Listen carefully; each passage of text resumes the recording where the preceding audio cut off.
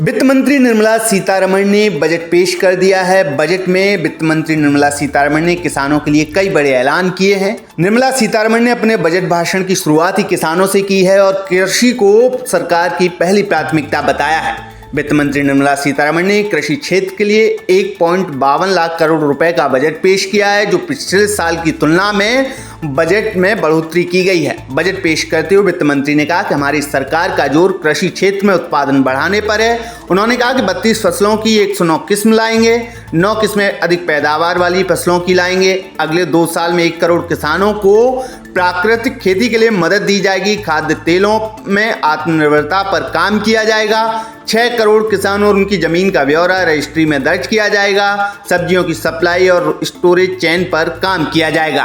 कृषि रिसर्च में सुधारों पर जोर दिया जाएगा। कृषि क्षेत्र में रोजगार और स्किल पर फोकस किया जाएगा। दलहन और तिलहन के उत्पादन बढ़ाने के लिए मिशन मोड में काम किया जाएगा। तिलहन उत्पादन में देश को आत्मनिर्भर बनाने पर काम किया जाएगा। तो बजट में वित्त मंत्री निर्मला सीतारमण ने कृषि और किसानों को लेकर ये बड़े ऐलान किए हैं, जिसमें मोदी सरकार ने इस साल कृषि के बजट में भी इजाफा किया है। पिछले साल की तुलना में मोदी सरकार ने कृषि बजट को बढ़ा दिया है। तो इस वक्त की बड़ी खबर है, किसानों को खुश करने के लिए मोदी सरकार ने कृषि को लेकर कई बड़े ऐलान किए हैं।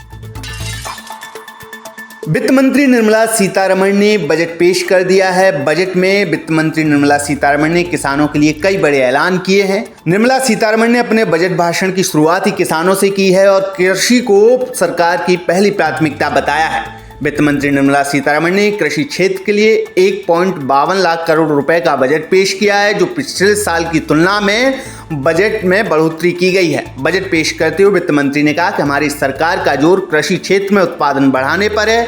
उन्होंने कहा कि 32 फसलों की 109 किस्म लाएंगे, 9 किस्में अधिक पैदावार वाली फसलों की लाएंगे। अगले 2 साल में 1 करोड़ किसानों को प्राकृतिक खेती के लिए मदद दी जाएगी। खाद्य तेलों में आत्मनिर्भरता पर काम किया जाएगा।